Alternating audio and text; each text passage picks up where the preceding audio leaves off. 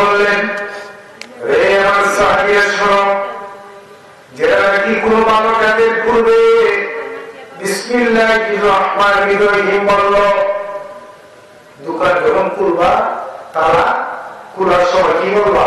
বিসমিল্লাহির রহমানির রহিম। খেতে যখন আলী রুফম করবা তখন কি বলবা? বিসমিল্লাহ বলে বুঝাবেন। খাবার যখন সামনে পাইবা বিসমিল্লাহি ওয়া আলা বারাকাতিল্লাহ। না তুমি যে আগে দিবানা এই রোজ খাই কিভাবে বলে গেছি না এটা মানুরি কে বিসমিল্লাহ আলহামদুলিল্লাহ খাই খাই করে হাই চলছে। আমার নবীজি বললেন, সাহাবীরা ও আমার সাহাবীরা তোমরা কি জানো? সাহাবীরা বললেন, নবীজি আমরা জানি না। আমার নবীজি বললেন, আমার সাহাবীরা শোনো, যারা কি কোনো ভালো কাজ করার পূর্বে বিসমিল্লাহির রহমানির রহিম বলবে, তাদের জন্য আল্লাহ তাআলা জান্নাতে এমন একটা ঘর দিবেন রে, ওই ঘরটার নাম হইল বাইতুস সালাম। কি সালাম? বাইতুস সালাম। ও সাহাবীরা তখন সাহাবীরা বললেন, হুজুর বাইতুস সালামের আকার আকৃতি কি হবে? এই ঘরটা তোমার হবে যে তাহলে চেষ্টা হয়েছে ঢাকাতে আল্লাহ জান্নাতে, সুবহানাল্লাহ, এই ঘরটা থাকবে আল্লাহ পাকের জান্নাতে। বাইতুস সালাম নামক একটা ঘর দিবেন যারা বিসমিল্লাহর উপর আমল করবে। আমার নবী বললেন, সাহাবীরা ওই বাইতুস সালাম নামক ঘরটার অবস্থা তোমরা জানোই। নবীজির সাহাবীরা বললেন, নবীজি ওই বাইতুস সালাম নামক ঘরের আমল এই বিষয়টা আমরা জানি না। নবীজি বললেন, সাহাবীরা ওই বাইতুস সালাম নামক যে ঘরটা হবে, এই ঘরের একটা দরজা নয়, দুটি দরজা নয়, তিনটি দরজা নয়, এই ঘরের দরজা জানালা থাকবে 40,000 দরজা জানালা। কোন সাহাবীরা বলে যে ইয়া রাসূলুল্লাহ, এটা ঘরে এত দরজা জানালা কিসের প্রয়োজন? এটা একটা কথা না। আমার নবী বললেন, আমার সাহাবীরা শোনো, একটা করে এত দরজা জানালা কেন প্রয়োজন? আমার নবী বললেন, আমার সাহাবীরা শোনো রে, একটা করে দরজা জানালা কেন এত দিলেন আল্লাহ? আমার উম্মতের ভিতর থেকে যতগুলা বান্দা বান্দি ওই ঘরের বাসিন্দা হবে, তারা যেখানে কোথায় যেদিকে তাকাবে সেই দিকে আমার আল্লাহরে দেখতে পারবে। জান্নাতে জান্নাতীরা যখন যাইবা তখন জান্নাতে থাকতে থাকতে কোনো ঘুমাইতে একটু বেতৃষ্ণা আসবে, তখন ফিরিস্তারা আল্লাহ বলবে, আল্লাহ আপনার বান্দাগুলি তো যেমন একটু ইতস্ত হচ্ছে, অশান্তি আমি দেখুন তো মেহমান যদি আপনার বাড়িতে আসে বেশি সময় টিকে আমি উঠে আসবো, তোমরা আপনি জিজ্ঞেস করুন কি দিচ্ছে না বলে আমার সময় রেখে দিতে। ঠিক তেমনি ভাবে তারা জান্নাতে একটু অশান্তি হবে, আল্লাহ জিজ্ঞেস করবে যে তারা কেন অশান্তি হবে, তোমার জান্নাতীরা বলবে যে আল্লাহ আমরা তোমারে দেখতে চাই। আল্লাহ দুনিয়াতে কামল করার বিনিময়ে তুমি আমরা জান্নাত দিছ, এত সুন্দর করে দিয়ে এত সুন্দর বিল্ডিং দিছ আল্লাহ, আমরা খুশি। এখন তোমারে আমরা মনে হয় আমরা যদি নিজের চোখে যিনি নাকি এই সুন্দর জান্নাত বানাইলেন, যিনি নাকি এই বিল্ডিং দিলেন, আঙ্গুর ফল দেখছেন, আমরা যে খাসা বানাতো যে আঙ্গুর ফল এটা না, জান্নাতে আর ঘুমো তখন ঘুমায় এমন মনে ভাবছে আরে জান্নাতে তো আঙ্গুর ফল দেখলাম না, তখনই দেখবা আঙ্গুর গাছ আপনার মুখের সামনে। আঙ্গুর গাছ আপনার মুখের সামনে, তখন সাবাই সুবাইয়া মেলাইতেছে আরেকজন হইতেছে না, সাবাইটা মেলাইছি রস খাই যাবো, বোতল দেখে আমরা জুস খাই, আল্লাহ দিয়ে কি খান লাগাইছে থাকবো। এমনি সময় জুস হইয়া তার মুখের ভিতরে ঢুকবে। জুস হইয়া মুখের ভিতরে আঙ্গুরের রস গুলা যাবে, একটুখানি হালকা জিকারি গাড়ি ভিতরে চলে যাবে। আর পার্টি আছে, আহা ফাঁকি তো দুনিয়া বহুত দেখছি, কিন্তু ফাঁকির পর্যায়ে সেটাই গেল না। তখন আল্লাহ মান্দা যান, আমার মান্দার জন্য ফাঁকির পর্যায়ে গুণা হইয়া তার সামনে পরিবেশন করো। ফাঁকির পর্যায়ে এটা আপনার ওই আপনার এই আমরা বাংলাদেশের ফাঁকি না, আল্লাহ পাকের জান্নাতে ফাঁকি কলিজা গুণা জান্নাতীদের সামনে দেওয়া হবে। আচ্ছা, আর ফাঁকি বলবো তো জীবনে পুতুল বলতে বাধা দিয়ে আমরা গানটা দিয়ে রিমোভ করছে, গানটা তো কোনোদিন শুনলাম না। অনেক কাছে গান বলা হয় না, গান বাজনা শুনলে ঈদের ছাড়িবে। তোমার আল্লাহ বলবা তুই গান বান শুনছস না, তবে তোর একটা ব্যবস্থা হয়ে দেই, এমন সুন্দর গান লাগাই দিবা আল্লাহ। আহা, পৃথিবীতে এমন গান আর কেউ গাইছে না। সুবহানাল্লাহ বলেন। তাহলে সব ব্যবস্থা আছে এখানে। আচ্ছা, আবার পার্টি আছে, এরা বলল আল্লাহকে আপনাদের জান্নাতে দিলা, আমরা তো দুনিয়ার একটা দিয়েও বসি না, সাজিয়েও বসি না, অল্প বসে মারা গেছি। আসেনি? এরকম মানুষ আসেনি? হয়তো সেই দিন শুনলাম সাহেবটা মিলে পাঠিয়েছি বিয়া বাধা করতো, বিয়ার বাধা আটাইয়া বাড়ি মুখা খাইছে, এমন সময় রাস্তা দাঁড়িয়ে অ্যাক্সিডেন্টে মারা গেছে। পাইছেনি আপনি? মারা গেছে। ওই বেলা যদি জান্নাতবাসী হওয়ার জান্নাতে যাওয়ার পরে বলবো আল্লাহ আমার তো আগামী দিন আছি, কিন্তু আমি তো মরে গেলাম, আমি তো কোন সংসার করলাম না। আল্লাহ তাআলা বললেন আমার জান্নাতে ঘুরে গেল আমরা, তোমরা তাড়াতাড়ি তার দ্বারা যাও। সুবহানাল্লাহ। জান্নাতে ঘুরে গেল মান একজন। আমরা বেশি তো এগিয়া হলে হয়ে জামাই যদি উস্কো উস্কো করে বিয়া লাগে আর কোনো একটা দেরি দিছে, ওখান উস্কো উস্কো বললে আমি তো এগিয়ে চেষ্টা করে যখন যদি বিয়া করো তো বাপ লাগা যাই দেবো। এটাও তো আমার কাছে হারিয়ে আছে, হারিয়ে একটা কোরআনে লেখা আছে যে যদি জামাই বিয়া করতো দ্বিতীয় বিয়া, তাহলে প্রথম স্ত্রীর অনুমতি নিতে দিব, দিয়েছে সরকারে এমন ভাবে হারিয়ে বাঁধবে। ইসলামের শরীয়তে ৬০টা বিয়া করা হয়, ৬টা? ওরা আমরা শুধু কোন ব্যক্তি বলি এরা হাজি মানুষ, এটা আমরা হাজিটা করতে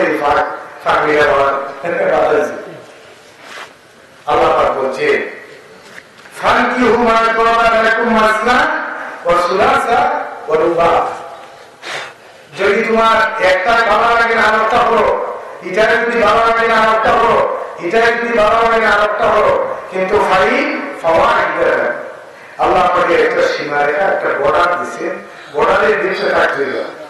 একজনের দিয়ে একটা ১,০০০ টাকা শাড়ি, আর একজনের দিয়ে ৫০০ টাকা, ৬০টা মিলি যদি আপনি বলুন পরিবার ৬০ জন এক গাছ ছাড়ি নিতে ৬০ জনের ৬০টা দিয়ে এক জাত ব্যবহার করতে হবে। এই জন্য আল্লাহ বলছেন ফাইন ফাওয়াহিদাতান, আমি একটা সীমা রেখা দিচ্ছি, একটা হক মানে একটা সীমা রেখা, একটা বর্ডার ক্রস করতে পারতাম। কখন জামাই যদি ভালোবার জ্ঞান লাগি তাহলে বেঁচে হয়ে দিতাম, যদি দ্বিতীয় জ্ঞান হল সাধারণ বসু, তাহলে আমার বাড়ি চিন্তা পরে বাংলাটা দুইটা হয়ে আসেনি। আর আল্লাহ কোন দিলা ইন্না লিল মুত্তাকিনা মাফাজান হাদাইকা ওয়া কাওয়াইবা ওয়া আকরামা। ও আমার গোলামেরা, তোমরা যখন জান্নাতে যাইবা একটা বিবাহ না, দুইটা না, তিনটা না, চারটা না, তোমরা ৭০টা বইয়া ঘুরে গেল মান দিব। আমার বুঝে যায় কটা হইলা ৭০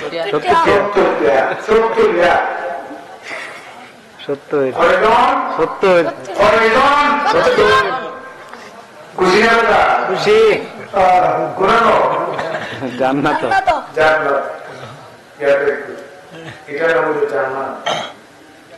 যখন উনি কৃষি অফিসে চাকরি করে, এরা যদি কোনো কমিশন ফাটাই এবারে আমাদের গাড়ি দেন, তাদের সম্মানে ডিসি অফিস ভ্রমণ করে আপনার যখন জান্নাতে যাইবা, আপনার ইটা দুনিয়ার মতো করে খাতা বড় দুনিয়া দিবা, একটা এরিয়া দিবা, এরিয়ার মালিক হবে। গাড়িগুলো তো বই জানি ডিসির সাথে কি নিজস্ব টাকায় দৌড়ায় না সরকারের কত লাগিয়ে? আচ্ছা, আপনি 72 বছর চাকরি, 65 বছর চাকরি করছেন, আপনাকে গুণাব দেন। আপনি যখন 7 বছর এমন করছেন, 18 বছর বা 19 বছর থেকে 8 বছর থেকে আল্লাহর চেষ্টা করছে, যখন বুড়োই লাগি করে আপনার পয়সা চুরি দিব, গিটাই উড়িয়ে দিব, এরপরে গ্রামাইজ করব, আজ হসপিটালে আসে কথা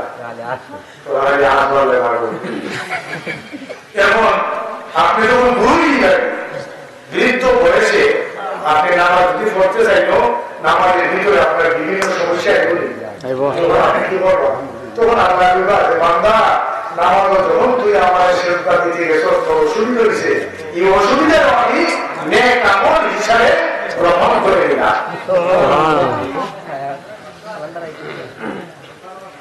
এজন্য আল্লাহ বলেন, ইন্নাল্লাযীনা আমানু ওয়া আমিলুস সালিহাত, ইন্নাল্লাযীনা আমানু ওয়া আমিলুস সালিহাত, যারা নাকি ঈমান আনলো, ঈমান আনার পরে আমলে সলিহা করলো। আমলে সলিহা কারে বলে? আর বলে তোর মাইয়া তুমি আমলে সলিহা হচ্ছে, দুই জনে কাছে কাছে ভাইসানো তুমি কেমন আর কি লইয়া দিলাজ করে একটু টাইট করিয়া, এটা নাম আমলে সলিহা। হজ করছো, হজ করিয়া আইছো আমি আইয়া তুমি উজানের মন্দিরে আসো, হাঁটতে হাঁটতে হয়তো মানি শুনোতে দাঁড়িয়ে শুনি, তো যে দাঁড়িয়ে দেখো একটা মেয়ে শুনিয়া ওই কোন হাঁটে হাঁটতে হাঁটতে আমি চালাতে মানি যে অপারেশন করিয়া সব পানি দিয়ে ব্যাপার দিয়েছে, এটা নাম আদিশা না। আপনি রাত যদি 8টা শুন, আজকে 2 শুন, মনে করেন আপনার স্বামী আপনার দুশ্মনী, ওই আপনি বলছেন কি তার স্বামী কাজ করেছি, আপনি গাছে আলাদা ভেঙে ভেঙে ছুঁয়ে গেছেন, মালিক তো ঘুমো দেখছে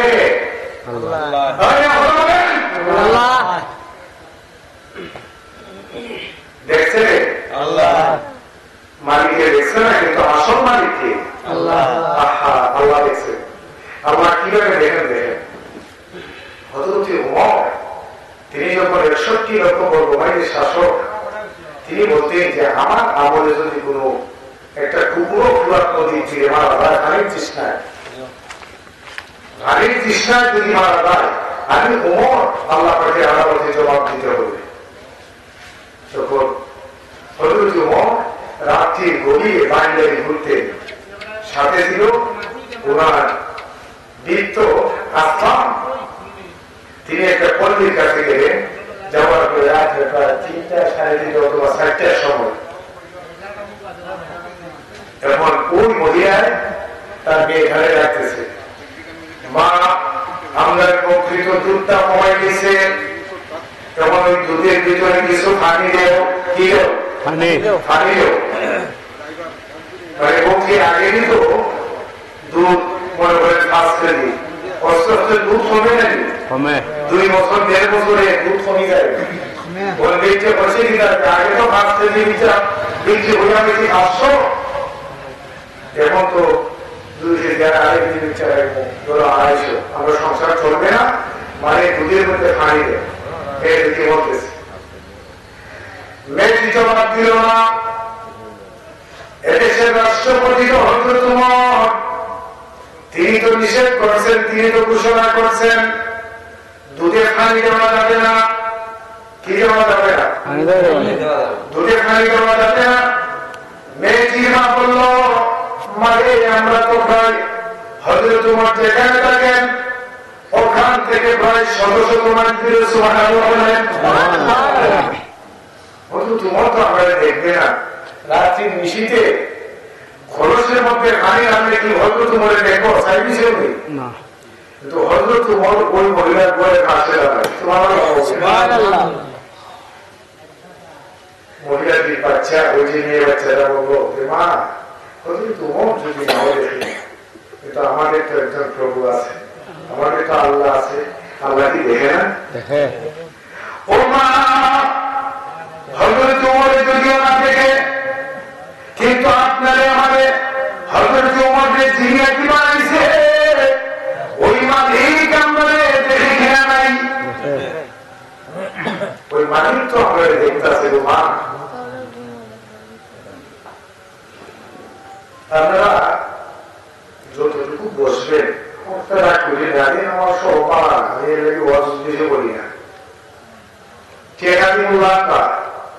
তিনি ছিলেন 61 লক্ষ বর্গ মাইলের শাসক, তিনি 61 লক্ষ বর্গ মাইলের শাসক হয়ে মানুষের বাড়ি বাড়ি ঘুরতেন। আর ওই মেয়েটার মা বললো দুধের ভাঙি দেব, আর তিনি বললেন ওই বাচ্চারা বললো মেয়েটা যে মা নতুন তোমার তো নিষেধ করছেন দুধের ভাঙি দেওয়া যাবে না। তখন মার সাথে ওই মেয়েটার বসাবসি, এমন সন্তান আসেনি। হযরত ওমরের সব কিছু শুনলে মেয়েটি যখন বললো যে হযরত ওমর না দেখতে পারে, কিন্তু আমাদের আসল মালিক যিনি তিনি তো দেখবেন। হযরত ওমরের বুঝ হয়ে গেছে, তিনি বুড়া দৌড়ে গেছে গেলেন। পরের দিন সব লোকের ডাকলেন দরবার, ওনার ছেলে আব্দুল্লাহ সবাইকে বললেন অমুক একটা পল্লীতে একটা মেয়ে লোক আছে, ওই মেয়ে লোকের একটা উপযুক্ত মেয়ে আছে, কে ওই মেয়েটারে বিবাহ করবা, অসহায় গোড়ের দাফনা নিয়ে বলছেন আজকাল গোড়ের দাফনা যাবেন নাই, ওইসব লোকের মেয়ে আমরা বিয়া করিনি, আমরা তো গিয়ে ওই দিকে 7 তালা মেয়ে আছে আমি খা, এরপরে আমার স্বামী ছাড়া 8 তালা 9 তালা আছে, কোনো বিয়া করলে তো 2-3 আছে কিনা না মত আছে না, এটা মানে অক্সিজেনের হানি।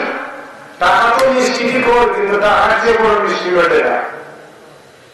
এবার বললাম ভাই আমারও যাবো, তাই আনলে সরকারি চাকরি করবো, খামাইব ভবিষ্যৎ বাড়িওয়ালা। কেউ শব্দ হলো না, হাজারো লোকের ভিতর থেকে একটা লোক দাঁড়িয়ে, যিনি হযরত ওমরের ছেলে আব্দুল্লাহ। আব্দুল্লাহ দাঁড়িয়ে বললেন যে বাবা আমি ওই মেয়েটার বিয়া হল। হযরত আব্দুল্লাহ হযরত ওমর ধন্যবাদ দিয়ে বললেন যে বাবা যাও ওই মেয়েটাকে ধরে নিয়ে আসো। ওই ঘরটা কি তাই ধরে নিয়ে গেলেন লোকের মাধ্যমে, যা হযরত ওমরের দরবারে বিয়া ধুমধাম ভাবে হয়েছে। সুবহানাল্লাহ। তাহলে একটা প্রশ্ন আছে, বিচারক গরম, নারীদের সরম, দোকানদার গরম। কথাটা বুঝছেন কি বলছি? বিচারক গরম, নারীদের সরম, দোকানদার গরম। বিচারক যদি গরম হয় ইতিহাস চলবে সুন্দর, আর নারীদের সরম যদি থাকে তাহলে ওই নারীর ইজ্জত সম্মান আল্লাহর কাছেও বেশি, দুনিয়ার মানুষের কাছেও বেশি থাকবে। ইমেলে দুবাই কথা বলে পর্দা বেশি, ওই তো আমার কথা আনতে আমার শুক্রবার না, ওনার এখানে শুক্রবার হিপস হচ্ছে। সুবহানাল্লাহ। কোরআন কি বলছে? কোরআনটা কি বুঝে? আম্মা আয়েশা তিনি বললেন ওরে দুনিয়ার মানুষ, আমার নবীর উপর যখন কোরআনে কারীম নাযিল হতো, নবী যদি শীতের রজনীতে আমি আয়েশার কাছে থাকতেন, আমি দেখতাম যে দুনিয়ার মানুষ আমার নবীজির কাছে যখন ওহী নাযিল হইত সমস্ত পশমে গান ছুটত। গান কোরআনে কারীম রাসূলুল্লাহর কাছে আসার পরে নবীজির সমস্ত শরীর মোবারকে গান ছুটছে। আম্মা আয়েশা রাদিয়াল্লাহু তাআলা আনহা তিনি বলেন আমার নবী যদি উঠে দিকে থাকতেন, এমনি সময় যদি আল্লাহ পাকের কোরআনে কারীম নাযিল হতো, কোরআন শরীফ নাযিল হইলে শুকনো মাটির ভিতরে উঠে ফাওটা বেড়ে যেত। শুকনো মাটির ভিতরে। তাহলে বোঝা যায় কোরআনের ওজন আছে কিনা। আল্লাহ তো সর্বপ্রথম কোরআন দিয়ে চাইলেন আকাশে দিতে। আকাশ কয়টা বলেন তো? 7টা আকাশ। একটা আকাশ থেকে আরেকটা আকাশের দূরত্ব হলো 5,000 বছরের রাস্তা। আবার উপরে দিয়ে ছাইয়া দেখেন তো কোন কুটিও কি আছে আকাশও? আপনি দরমা থেকে আপন তৈরি করেন, এরপরে জ্ঞানের খোলা সাই খোলা কাজ করা লাগে, গোটা আপন দিলে ভালো লাগে। আল্লাহ যে আকাশটা আপনার মাথা খেয়ে রাখছে, কোন খাবারে আছে আল্লাহ ছিল না। এই যে আমরা যে জমিনের উপর বসবাস করতেছি, পৃথিবীতে মাটি পরিবার এটা একবার মাটি হইল একবার, ফানি হইল 3 বার। চলুন এরা বুঝতো না, বুঝাই কি বলতে হবে, বুঝছি বলারা। আমরা উদাই না বদলানি, দারুণ না বদলানি, তাফসীরের বদলানি, কথা বুঝছেন? জিকিরের বদলানি অবস্থা আছে, চিন্তা করি না। জল 3 বার আর মাটি 1 বার। আমরা মাটি নিচে ফানি আর ফানি। আপনারা বলেন তো দেখি, এই ফানির উপরে অনেক সময় নৌকর্ত ডুবে, কিন্তু এই মাটিটা নিচে দিয়ে নামে না কেন? সুবহানাল্লাহ। কে ডুবে আছে? বলছেন কে? আল্লাহ বাঁচাইতেছে। ইচ্ছা হলে তো ওই মাটিটা ভাবতে পারত, ইচ্ছা হলে তো আকাশটা আপনার আমার মাথার উপরে পড়তে পারত। এই আকাশটাকে শূন্য কে আসমান আছে। এজন্য আল্লাহ কোরআনে কারিমে ফরমান, আল্লাযী জাআলা লাকুমুল আরদা ফিরাশান ওয়াস সামাআ বিনা ওয়া আনজালা মিনাস সামাই মাআন ফাখরাজা বিহি মিনাস সামারাতি রিজকান লাকুম। ঠিক আছে? আচ্ছা বলো আল্লাযী জাআলা লাকুমুল আরদা, যিনি নাকি তোমাদের জন্য জমিনটার বিছানা স্বরূপ বানাইছে। ফিরাসুন অর্থ বিছানা, জমিটার বিছানা তো না। আর আকাশটারে বানাইছেন বিনাকুন, ছাদ ভবন। ও দুনিয়ার মানুষ, একটা ঘর বানাইলে লাইটিং করতে হয় কিনা? কারেন্টের বাতি দিতে হয়, লাইট জ্বালাইতে হয়। কিন্তু আল্লাহ পাক যে ওই আকাশটারে আপনার আমার মাথার উপর নির্মাণ করে রাখছেন, আল্লাহ এই বিশাল আকাশটারে লাইটিং কে করছে? আল্লাহ কি বলে আমরা কিছু কারেন্ট দেন, আমার আকাশটারে শুকনো করতাম। এই যে আপনারা বাল্ব জ্বালাই লাইটিং হয়েছে না, এই আকাশটারে কে লাইটিং করছে? আকাশে আল্লাহ পাক চিরস্থায়ী কিছু ক্যালেন্ডার পাঠাইছে। ক্যালেন্ডার বুঝেননি? আমরা দেখি পঞ্জিকা যে রমজান কত তারিখ, দেখি না? দেখুন রমজান কত মাসে কত তারিখ, 12 বুধবার, পঞ্জিকা ক্যালেন্ডার আছে। আল্লাহ বলেন যে বান্দা, তোমার জন্য চিরস্থায়ী ক্যালেন্ডার আমি আল্লাহ আকাশে ঝুলাই রাখছি। কোনটা? প্রত্যেকটা মাসে ছাড় আছে। কি আছে? ছাড়ের পরিবর্তন আছে না? ছাদ হলো মানুষের জন্য আল্লাহ পাক চিরস্থায়ী ক্যালেন্ডার বানায় আছে। রাত্রিতে লাইট নাই, হাতো বান্দা চলতে অসুবিধা হইব। আল্লাহ বলে আমি আকাশের মতো অসংখ্য তারকা পুঞ্জ দিয়ে আমি সাজিয়ে গুছিয়ে আলো দিয়ে রাখছি, যাতে আমার বান্দাগুলো চলতে কোনো অসুবিধা না হয়। আল্লাহ ছিল আলহামদুলিল্লাহ কেমন হয়েছে, মাংস বানাইছে, ইলিশ মাছ খাইয়া আলহামদুলিল্লাহ যে টেস্ট হয়েছে, ইলিশটা বানাইছে আলহামদুলিল্লাহ। বাংলাদেশের মাঝে কত বড় উন্মত, আঙ্গুল খুঁজতে লাউ বিস্ফোরণ করলে লাউ হাতা লাউ ধরে এটার মধ্যে সার দেওয়া লাগে না, কিচ্ছু দেওয়া লাগে না। লাউ হইয়া বাংলায় দিতে হয়, সারে লাউ বানাইলে বলে দেখছো সারানো ওষুধ। এটা বলতে আছে কিনা আলহামদুলিল্লাহ, কিন্তু এখন সারের লাউ বানাইলে বলে বইয়া দিয়ে আবার আগমন হয়েছে, দুর্গম হয়েছে, লাউ লড়াইছে বলে বই দেয় ডুব ডুবি না গান তো ভাই না কইয়া দেব পাহাড় কইয়া দেব একটু জোরাবাদি দিয়ে দেওয়া। এজন্য আল্লাহ বলে যে আমি আকাশটাকে সুন্দর হইয়া সাজাইয়া গুছাইয়া পাত্র টিকা রাখছি যাতে আমার বান্দাগুলি চলতে পারে। পাহাড়ের ভিতরে গিরিপথ আছে, পাহাড়ের ভালো কিছু নেই, পাহাড়টা ঘিরাইয়া বুঝো যেমন ওই যে সুধা বানাইছে লোহা আছে নি লোহা লাগাই দিয়ে সুধা গাইলে কাঠ জোড়া দিয়েছি হাতকে সাইজ করে লোহা মারছে হাত ধরিয়া বুঝছে। আল্লাহ বলে যে এই জমিটারে যে আমি শূন্য রাখছি বাসমান রাখছি এই ফানির উপর পাহাড় তালে বানাইছি তোমাদের জন্য পৃথিবীর জন্য ফেরা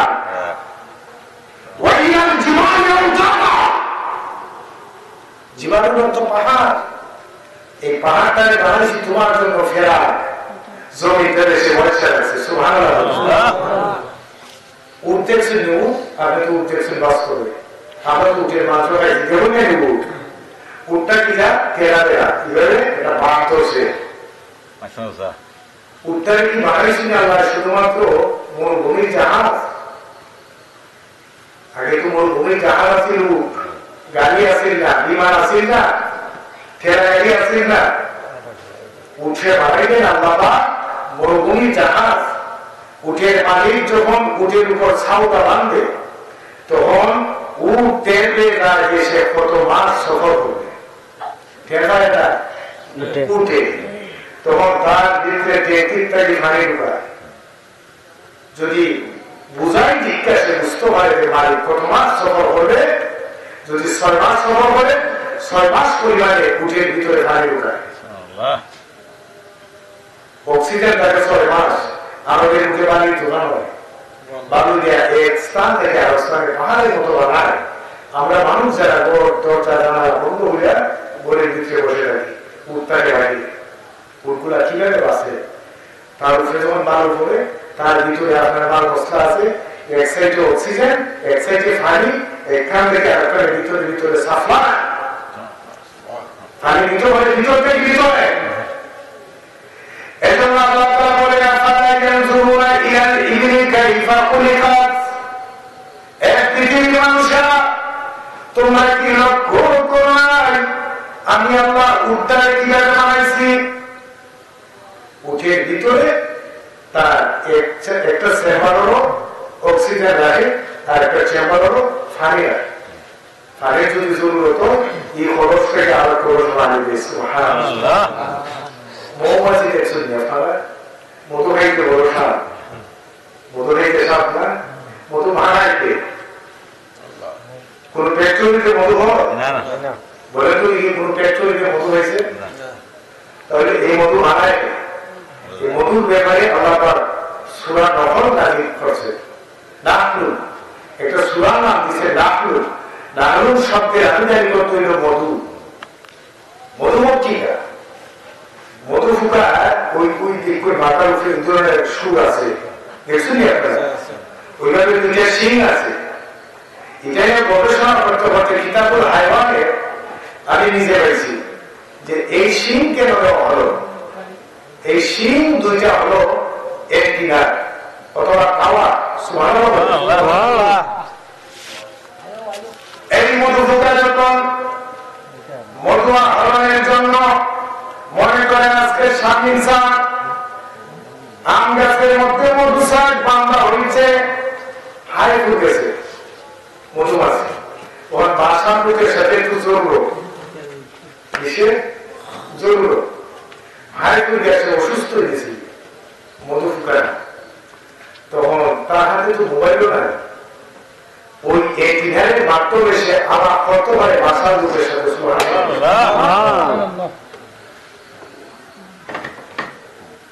প্রাণী তত্ত্ববিদরা বলছেন, একজন বৈজ্ঞানিক বলছেন যে ওই যে তার মাথার উপরে যে সুর, সে যদি 10 মাইল দূর যায় বাসার যারা আছে তার সাথে সে কথাবার্তা বলতে পারে। আমার বন্ধুরা মধু ফুটা 10 মাইল দূর যায় মধুমানে, কোনদিন বাড়ির মালিকে কল দিল না, অপর স্বামীর কাঁসা আমি রাস্তা তো হারিয়ে ফেলেছি, আমার একটু আগাই আনেন বলছে। আল্লাহ বলছেন যে মধু ফুকা মধু আনে ঠিকই, কিন্তু কোনদিন রাস্তা বলে না, 10 মাইল 20 মাইল যায়, লক্ষ লক্ষ ফুলের ফাঁকরিতে আঘাত করে। মধু ফুকা যদি না থাকতো আন্দাজ গাছ ধরবে না, সুবহানাল্লাহ বলেন না, ও সারা জীবনের গড়িয়ে দিয়ে চলতেছে। কোরআনে ভাবছিস শোনেন,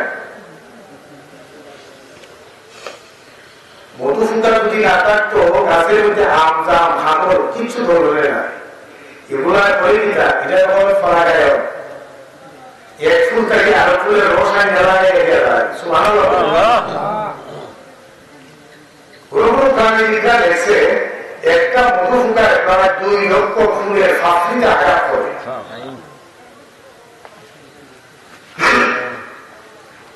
মধু শাকের ভিতরে 20,000 মধুমক্ষিকা থাকে। তাতে আপনার আর্মি আছে, বিডিআর আছে, পুলিশ আছে, নৌবাহিনী আছে, প্রেসিডেন্ট আছে, মন্ত্রী আছে, রাজা আছে, রানী আছে। এরা 2 জনের অধীনে 20,000 মধুমক্ষিকা সভা দেওয়া হয়েছে। গেট ফার্মার দেওয়া আছে, যদি কোনো মধু ফুকা ঢুকে তখন দেখতে কোর্টের সামনে আগে কি আছে, ওই যে পুলিশে কিনা হতো, চেকিং করতো না, লাল দিয়ে সবুজ না গিয়ে চলতো না রাত্রি, এই ধরনের চেকিং করে তারা চেকিং করিয়া দেখে যদি তার মধ্যে কোনো বিষাক্ত জিনিস থাকে তখন রাজারে বলবে যে রাজা কি হয়েছে, তার মধ্যে তো জীবাণু আছে বা বিষাক্ত জিনিস নিয়ে ঢুকছে বাসা। ওই সময় রাজা হুকুম দিয়ে তাহলে দুইটা মারো, তাহলে দুইটা মারো। আপনারা বাস্তবে প্রমাণ করবেন, আমি যে দিন থেকে খাইছি সব খাইয়ে, তখন আমি মধু শাকের নিচে গেছি, আমার বাসার সামনে একটা মধু শাক আছে, এক কোনা, আমি শাকের নিচে গিয়ে দেখছি সত্যি মধু পোকা সেখানে মরা আছে। কেন? আল্লাহ বলে যেটা মধু, এটা হচ্ছে শিফাউদ্দিন নাস, একমাত্র মানুষের মরণ দিতে পারে না, এটা সব রূপটা কি মধু আপনাকে শিখাবে। আল্লাহর সৃষ্টি কত সুন্দর, এই জন্য আমরা বলি তোমার সৃষ্টি যদি হয় এত সুন্দর, না জানি তা বলে তুমি কত সুন্দর, না জানি তা বলে তুমি কত সুন্দর। বলে সবাই তোমার সৃষ্টি যদি হয় এত সুন্দর, না জানি তাহলে তুমি কত সুন্দর। আল্লাহ সুন্দর না? আচ্ছা, এগুলি কেন বললাম? আমরা আল্লাহ নিয়ামত খাই, আল্লাহ মানি না, আল্লাহ চিনি না। আমাদের আয়েশা নবীজিকে বললেন যে নবীজি, আমরা যদি গোসল করি, আমরা গোসলের পানি পড়ে যাবে এই দিন যাবে, কিন্তু আপনি নবী যদি গোসল করেন আপনার গোসলের পানি জমিটা 2 বার হইয়া বক্ষণ করে দেবে। বুঝলাম না। আমার নবী বললেন আয়েশা শোনো, দুনিয়ার মানুষ যদি গোসল করে তাদের গোসলের পানিটা মাটি বাইয়া বাইয়া ডেইনে নামে, আর আমি নবী যদি গোসল করি আমার গোসলের পানিটা আল্লাহ পাকের জমিন 2 বার হইয়া বক্ষণ করে। তার কারণ জানি আমরা যারা এসব বললেন নবীজি গো আমি জানি না। আমার নবী বললেন আয়েশা রে, আমি নবীর গোসলের পানি যদি আল্লাহর জমিন বক্ষণ না করে মাটির নিচে যতটা খনিজ সম্পদ আছে সব সম্পদ শেষ হয়ে যাবে। আল্লাহ নবীজির গোসল মোবারকের পানি গাইয়া নিচের খনিজ সম্পদ বাড়ে। খনিজ সম্পদ বুঝলি মাটির নিচে হাত পাবে না, তেল, স্বর্ণ, তামা, দস্তা, কয়লা, গ্যাস, ঠিক আছে। আল্লাহ এখন তোমার লাকড়ি দিছি, গাছ বৃক্ষ দিয়ে জ্বালাইয়া খাও। যদি গাছ বৃক্ষ শেষ হয় তাহলে তোমরা মাটির নিচে আগে আল্লাহ গ্যাস রাখছি। ওই যে টাউন কখনো সুবিধা সাপ্লাই কাটি মারা যায়, খুব আরামসে সাদা তো খাইয়ে দিলে বুঝলেন খুব আরাম তাহলে যদি ট্রেনটি আমার অর্ডার করে দিকে আপনার লাইনে মেলাবেন মা তো লাইন কারণ থেকে মেলাই করছে কোন হচ্ছে গ্যাস কোথাতে খাইলে আল্লাহর হাবিব যত জায়গায় প্রস্তাব মোবারক করছেন ওই জায়গায় শোনা বলেছেন রাসূলুল্লাহ যত জায়গায় প্রস্তাব পায়খানা করছেন ওইসব জায়গায় শোনা বলেছে গোলাপের কোথা থেকে আসছে জানেন নবীজির গাম মোবারকের ফুটা থেকে গোলাপের ফাফরির জন্য ভারতের আতর আমরা খুব দামি বিশ্বের মধ্যে সবচেয়ে দামি আতর ভারতের আতর কেন এত দামি তার ছেলে কিতাবে লিখছেন আদম সফিউল্লাহ যখন জান্নাত থেকে বের হয়ে ভারতের জমিনে এসেছিলেন ভারতের জমিনে আমরা মা আমার তিনি ছিলেন কোথায় জেদ্দা আর ভারতের স্মরণ দিবে হজরত আদম সফিউল্লাহ জান্নাতের বাড়ি ওখানে মারা আল্লাহ জানেন নি কথা না এটা আমরা জানি না আমরা আগে উনি মসজিদ খরচ মনি বলবো খাওয়াবো না ওই তো উনি ভারতের স্মরণ দিবে হজরত আদম সফিউল্লাহ সুখের পানি যা 17 বছর 350 বছর আর এদিকে জেদ্দাতে মা হাওয়া কাটছে আদম সফিউল্লাহ চোখের পানি যত জায়গায় ভারতের জমিনে পড়ছে তত জায়গায় আতরের গাছের জন্ম হয়েছে ভারতের জমিনের আতর বেশি দামি আমার বন্ধুরা আমি বলতেছিলাম হযরত ওমরের কথাগুলি হযরত ওমর আব্দুল্লাহকে বললেন আব্দুল্লাহ রে ওই যে পল্লীতে মেয়েটা আছে ওই মেয়েটা তুমি বিবাহ করো আব্দুল্লাহ তিনি যা বলে আর ওই মেয়ের ঘরের জন্ম নিল আব্দুল আজিজ সুবহানাল্লাহ তিনি ছিলেন আল্লাহর নবী আমরা বড় পীর আব্দুল কাদের জিলানী রহমাতুল্লাহকে বলি বড় পীর সবচেয়ে বড় পীর ছিলেন নবী সাহাবীরা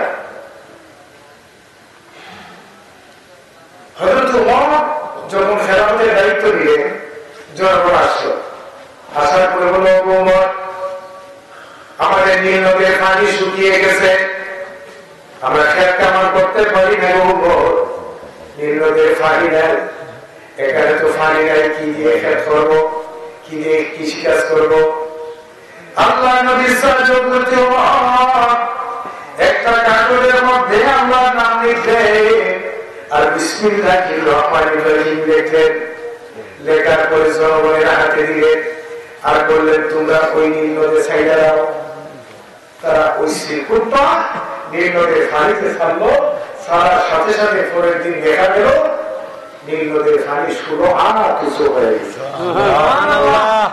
এরা ছিলেন আল্লাহ বলি না বন্ধ একটা জায়গা না তো তার মতো না হলে ওয়াজ করবো তারা মানুষ হয় না বন্ধ রাসূলুল্লাহ সাহাবীরা গেছেন যুদ্ধ করতে হযরত ওমর মদিনার মসজিদে খুতবা দেন এমনি সময় খুতবার ভিতরে তারা চিনার নজরে পড়ল না বন্ধে যতজন সাহাবী গেলেন তাদের নেতা হলেন ইয়াসার তখন তিনি দেখলেন ইয়াসার যদি পাহাড়ের উপর থাকে মস্ত বড় বিপদে পড়বেন বেকারে পড়ে যাবেন তখন হযরত ওমর খুতবার ভিতরে বলে দিলেন ইয়া সারিয়াতাল জাবাল ইয়া সারিয়াতাল জাবাল ইয়া সারিয়াতাল জাবাল তিনবার মদিনার মসজিদ থেকে তিনি খুতবার ভিতরে বলে দিলেন ইয়া সারিয়াতাল জাবাল ইয়া সারিয়াতাল জাবাল ইয়া সারিয়াতাল জাবাল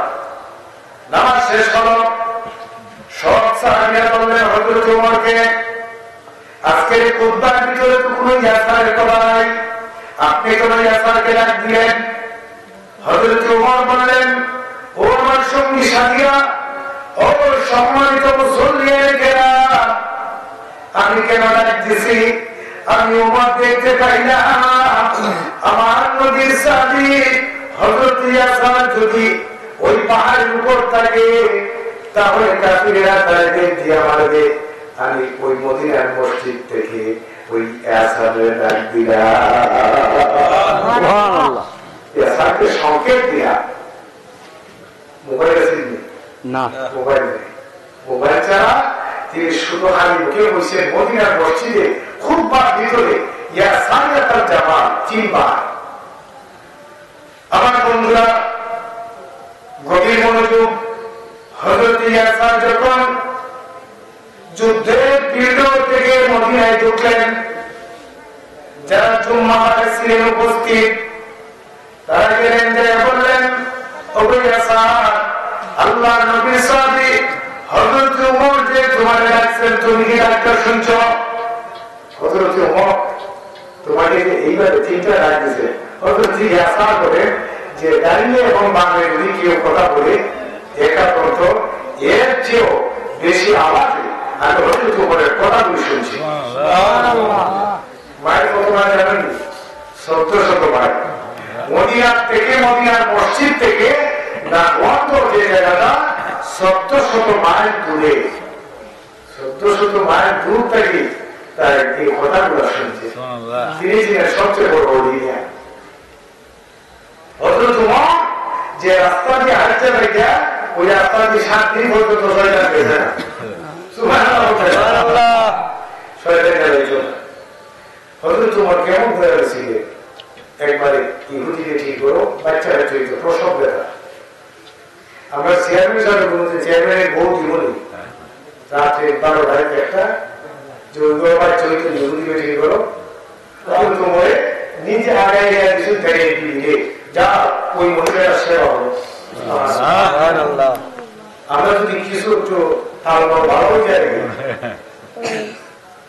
আমরা যদি রাষ্ট্রপতি অথবা চেয়ারম্যান হোক, কিছু যদি চেয়ারম্যান দেখবেন বুকের আগে বাবা আসলে নামাজ ৬ বার করে ৬ বার, আর টুপি তার ৭টা নিচে করছে। আসলে যেগুলি জমা খায় আমি নামাজ পড়ে অমুক ভাই চরিত্র ফুলের মতো ৬-৭ বার যেগুলি যাবে নামাজ, ওই নামাজ। আর তসবি করা না, মুখ করে। তো হযরত ওমর তিনি তো রাষ্ট্রপতি, ৬১ লক্ষ বর্গ মাইলের শাসক। হযরত ওমরের ২০টা কোরআনের আয়াত নাযিল হয়েছে। হযরত ওমর বসে গেলেন। তাই জেরুজালেম কোথায় যাইবে? জেরুজালেম যখন যাইবে, তখন বৃদ্ধ নিচে যেমন আপনার হাড়ি ফুটাকে খায় ওরা পর্যন্ত আছে, লাগাবো হইলে উঠে। হযরত ওমর যখন জেরুজালেম ঢুকবেন, তখন বৃদ্ধকে বললে, বৃদ্ধ তুমি উঠে উপর উঠো। হারে উঠেছে, বৃদ্ধ উঠে সাকর যেটা লাগাবো হইলে মানে সাকর বেটাকে বললেন, তুমি উঠের উপর উঠো। বৃদ্ধ সর্বাগে উঠে উপর উঠে না। নবীজির সাহাবী হযরত ওমর বললেন, বৃদ্ধরে উঠের উপর উঠো। সে বলল, না হুজুর, আপনি একটা রাষ্ট্রপতি, আপনি একটা সম্রাট, যাকে বলা হয় সোলজার অফ ওমর, আপনি উঠেন। তিনি ধমক দিলেন, এই আসলাম, তুমি কি উঠের উপর উঠবা? তত্তর করে গেলে, কবুতরের মতো তত্তর করে গেলে সে উঠের উপর উঠল। হযরত ওমর নিজের হাতে লাগানো ধরিয়া টাইনা তার গেলাম জেরুজালেম। তারা তো মনে বসে উঠে গেছে, তিনি তো মনে হযরত ওমর দাওয়াতি মেহমান, একটা দেশের রাষ্ট্রপতি। তারা সালাম দিতে আসবে উঠে উঠে। ওই বৃত্ত বলল যে বাবা সালাম আমার মাফ করো, আমি আসলে ওমর না, যে তার দেখছে আপনারা আমারই সালাম দিই। বৃত্ত বলল যে আমার যে আপনারা আগে সালাম দিতেছে, আমি তো ওনার সাহর, আমি তো আসলে ওমর না, আমি সম্রাট না। সম্রাট হইল যিনি লাগা হইলে আমাদের টাইগার দিয়েছে। এই যে একটা বাদশার চরিত্র, বাদশার আদর্শ, এরকম আদর্শ যদি না হয়, তাহলে জান্নাত থেকে দূরের কথা, জান্নাতে বন্ধ হয়ে যাবে। ইসরায়েল সব মাটির উপরে তুলিটা যদি মন যদি বানানো ওয়াজ করে বিপরীতা, যদি আমরা আমল পরিবর্তন না হয়, ওই তো সামনে রমজান মাস, সামনে রমজান মাস হয়েছে না, কত তাদের রুগীকে হয় দেখবে কেউ বলবো যে আমার কমের বেটায় বা কত তাহলে বাহানা, কিন্তু রমজানে আমি আয়াত করছি আমাকে কমে গেছে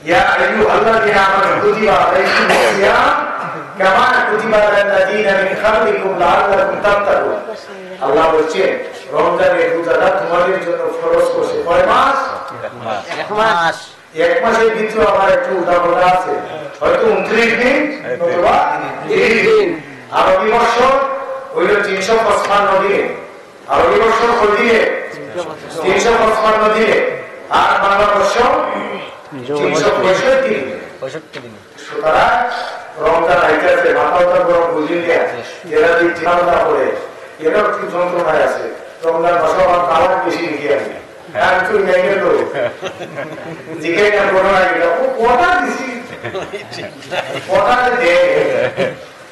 তালাক দিদি দিতে কন্যার মা এমন করে আছে না? রমজান মাস তালাক বেশি হয়, তো হাজি রমজান মাস মাথাটা ঠিক রেখে যদি ধরে মাথা গরম হয়েছে বক্তব্য সামনে আছে ঠিক। আল্লাহ আল্লাহ রোজা শুধুমাত্র খালি উপাসটা আনা রোজা না, উপাসটা হইলে তোমার জনীয়তা না, চোখের হেফাজত করতেইব, নাকের হেফাজত করতেইব, হাড়ের হেফাজত করতেইব, জবানের হেফাজত করতেইব। জবান এমন একটা জিনিস সেটা কোরআন চেয়ে দাঁড়াবে। ফাঁকটা উত্তারে যেভাবে বেরু বেরু করে কিছু রোজা ওইভাবে পাল করে ঠিক এটা যদি বিলাই গেলেও মাঠে কেউ দেখো মাঠে বুঝা এখানে ফল বুঝে বেরোচ্ছে ভাবছে আছে না? মানুষের সামনে যায় এটা না বুঝো না, রোজা আবার চুপ থাকার না বুঝো না, কিছু কথাবার্তা বুঝে দিনী কথাবার্তা আছে, বালা কথাবার্তা, সাংসারিক কথাবার্তা। রোজা রাখলে কি হইব, আমরা কিতা খাইব? নবীজি হাদিসে বলছেন যারা রমজান শরীফের প্রথম ছাপ অথবা যে তারিখ থেকে প্রথম রোজাটা রাখলো আর শেষ করলো, 30টি রোজা তারা পূর্ণ হলো, মান সামা রমাদানা মিন আওয়ালিহি খারাজা মিন যুনুবিহি ওয়া লাদাহু ওয়া উম্মু। রাওয়াহু মুসলিম। মুসলিম শরীফের হাদিস যে যারা নাকি রমজান শরীফের প্রথম দিন থেকে একদম 30টি রোজা পূর্ণ হলো তাদের জন্য আল্লাহ বলেন যেভাবে একটা শিশু বাচ্চা মায়ের গর্ভ থেকে দুনিয়াতে আসে, ওই বাচ্চার গুনাহ আছে? নাই। গুনাহ আছে? নাই। কত বড় গুনাহ যায় না।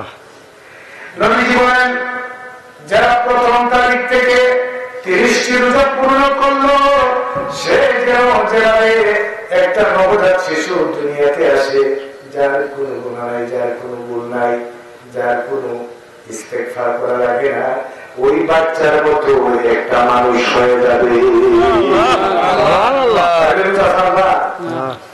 আল্লাহ বলছেন আল্লাহ বলেন হজ করা মানুষ দেখে কিনা নাই? মক্কা করিয়া মানুষ দেখে না? হজ করলে মানুষে দেখে, রোজা রাখলে মানুষে দেখে। দেখে তুমি যে রোজাটা নামাজ পড়লে মানুষে দেখে, যাকাত দিলে মানুষে দেখে, হ্যাঁ? তাহলে হজ করলে মানুষে দেখে, যাকাত দিলে দেখে, কিন্তু নামাজ পড়লেও দেখে, রোজা রাখলে কেউ দেখেন না। দেখেন কে? আল্লাহ। এজন্য আল্লাহ বলছেন হজের সবটা আমি ফিরিস্তার মাধ্যমে দিই, আর যাকাতের সবটা ফিরিস্তার মাধ্যমে দিই, আর রোজার সবটা আমি আল্লাহ আমার নিজের হাতে আমার বান্দাকে দিয়ে থাকি। সুবহানাল্লাহ। কাজী রমজানের রোজা সাইডেন দেয়, বাহানা যে চলতো না যে হুজুর আমার 5টা বাচ্চা রিক্সা চালাইয়া খুব কষ্ট করে আমার কাছে, আল্লাহ বুঝলো তোমার 5টা বাচ্চা ভাবতে হইব, তুমি রোজা সাইডে পড়তে করো, যেমন সকাল 8টা থেকে 1টা পর্যন্ত তুমি ডায়েট করো, এরপরে হাত ছেড়ে যাবে, যদি যতটুকু পারো সাধ্য মতো। এরপরে আল্লাহ কত সুন্দর ইসলাম করছেন ইসলামটাকে। তুমি অসুস্থ যদি তুমি অসুস্থ হও, অসুস্থ অবস্থায় তুমি রোজা রাখার দরকার নাই, আল্লাহ বলছেন তুমি রোজা ছেড়ে দাও। আর যদি সফরে দাও, সফর বলতে হায় বোটাকে হায় হয়, যেটার নাম সফর না, 48 মাইল, কয় মাইল? 48 মাইল অতিক্রম করলে তুমি মুসাফির। মুসাফির অবস্থায় রোজা ছেড়ে দেওয়া যায়, কিন্তু পরবর্তীতে তুমি তোমার জায়গা দিয়া যদি 2 মাস 1 মাস না হোক তখন তুমি রোজা পূর্ণ করতে না। আর মা বোনদের জন্য আল্লাহ পাক বলছেন লাম তাসাল্লি ওয়া তাসাউমু রমাদান, এরা দুইটা সময় আছে, এটা ভাইয়া হওয়ার দরকার নাই। এই 2 সময়ে আমার মা বোনরা রোজা ছাড়তে পারে, নামাজও পড়তে পারবে না, রোজাও রাখতে পারবে না। এরা এই 2 সময়ে রোজা ছেড়ে দাও, নামাজ ছেড়ে দাও, কিন্তু পরবর্তীতে পবিত্র হইলে রোজা রাখো, নামাজ পড়ো। আর যারা ইচ্ছা হলে রোজা ছাড়বা, পতলা রোজা রাখতে যাবেন কয়টা বলেন তো? 60টা। একটা ছাড়লে দণ্ডি কয়টা রাখবো?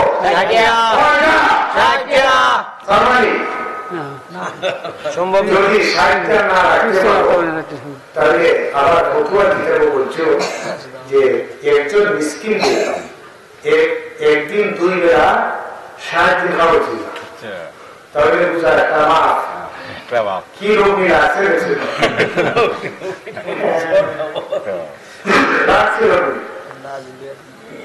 আবার আল্লাহ তাআলা বলেন যে যদি তুমি রোজা ছেড়ে দেও, এই রোজা ছাড়ার পরে তোমার এই 2টা কাজ করতে হবে। একজনের 60 দিন 2 বেলা, আর নিজে যদি আবার খাজা হলো একটা রোজার পরিবর্তে 60টা রোজা রাখতে হবে। ছাড়বা না রাখবা?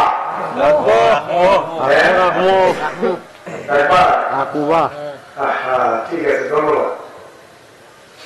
রোজা রাখলে কি হয়? রমজান মাসেও আল্লাহ তাআলা জাহান্নামের দরজাগুলি বন্ধ। কি জাহান্নামের দরজা বন্ধ, আর জান্নাতের দরজা আবহাওয়ার জান্নাত। আল্লাহ বলেন যে আমি জান্নাতের দরজাগুলি উন্মুক্ত রাখছি, আর এমন একটা দরজা দিয়ে আমার জান্নাতি মানুষরা ঢুকবে, ওই দরজার নাম হলো রাইয়ান। দরজার নাম কি? একমাত্র পৃথিবীর বুকে যারা রোজা রাখবে তারা ছাড়া ওই দরজা দিয়ে ঢোকার কেউ অধিকার নাই। এই দরজার নাম কি? রাইয়ান। ওই রাইয়ান নামক দরজা দিয়ে রোজাদাররা ঢুকবে। তো কাজী বাবা সারা বল রমজান মাসে মাথা মুথা বড় হইব, মাথা মুথা ঠান্ডা রেখে রোজা রেখে কেবল বন্দি যত করবা তত লাভ হইব, আখেরাতে আমরা শান্তি পাইব। ওই যে বললাম যে জান্নাতে গেলে আল্লাহরে দেখবা, জান্নাতীরা যখন বলবো আল্লাহরে দেখতাম তখন আল্লাহ বলবে এটা আমার একটা কি লাগাইছে, আমি দিলাম বড় বাড়ি বানাইয়া কি জান্নাতে ফল দিলা, 70 জন হইয়া বউ দিলাম, ঘুরে গেলাম দিলনি।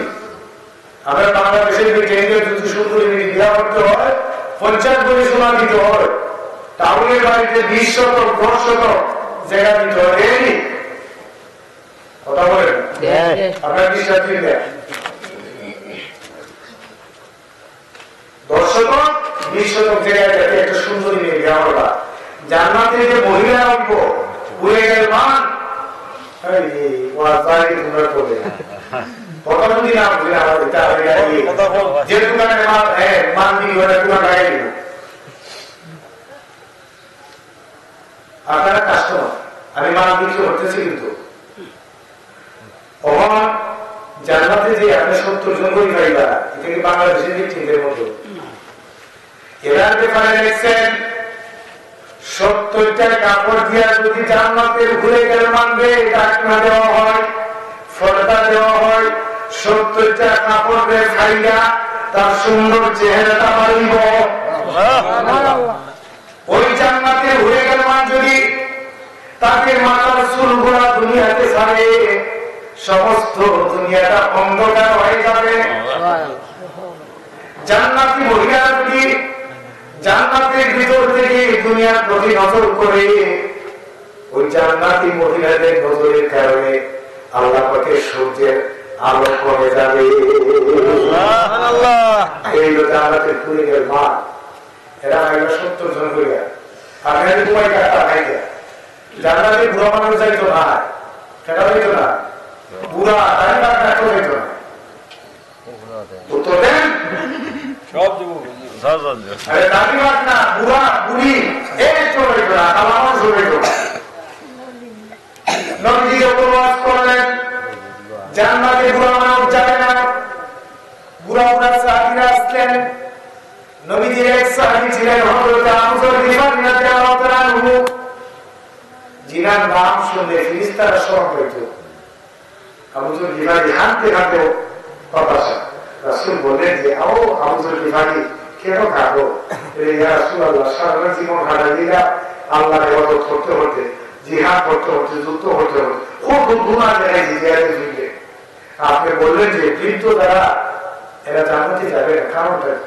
নবীজি বললেন, ওই সাহাবীরা শোনো, যারা জান্নাতে যাবে এরা একটা মানুষের বুড়ো হয়ে যেত না, 18 বছরের যুবক হয়ে যাবে। এলে বুঝলেন যে মৃত মানুষ খুব সুন্দর 18 বছরের বাচ্চা দেখে আমার সাজা সুন্দর আছে, এই সময় মুসুস আসিল না, মুসুস বেড়া চেড়া লাগে, 18 বছরের যুবকের মায়া লাগে। তখন খালা সাহাবীর মধ্যে হযরত বেলাল ছিলেন কালো, খুব কালো। হযরত বেলাল কাঁদলেন। আমার নবীজি বললেন, বেলাল কেন কাঁদো?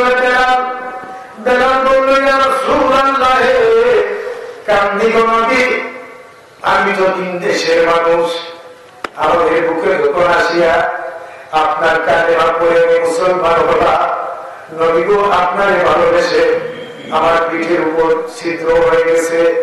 উমামাতু ইবনে খালফ আমার গলার মধ্যে রশি বাঁধিয়া আমার বুকের উপর পাথর চাপা দিত নবী, আমার পিঠের নিচে জ্বলন্ত আঙ্গারা টুকরা দিত।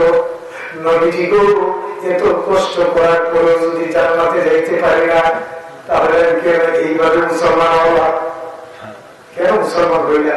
নবীজি বলেন, বেলাল তুমি তো কালো ঠিকই আছো, তোমার ছেলে কালো থাকবে না, তুমি একদম সুন্দর হয়ে জান্নাতে যাবে।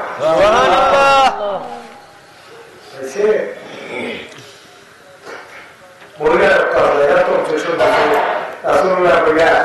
18 বছরের যুবতী হয়ে জান্নাতে যাবে। রাসূলুল্লাহ যে বুড়ো একটু জায়গা, তখন তো খালি আনন্দ আর আনন্দ, আনন্দ আনন্দ। কোথায়? জান্নাতে। দুধ কিনেন কত কেজি? 100 টাকা কেজি, 80 টাকা কেজি। জান্নাতে আল্লাহ বলেন যে আমি যে দুধটা দিব, দুধের গাড়ি আমরা গাড়ি না, আমি দিব দুধের নহর, একটা পুকুর বানাই। যে মহিলারা, যে মা বোনরা সব করছেন না দুনিয়াতে, জান্নাতে শোনা ভরে একবারে চুট করবে আল্লাহ।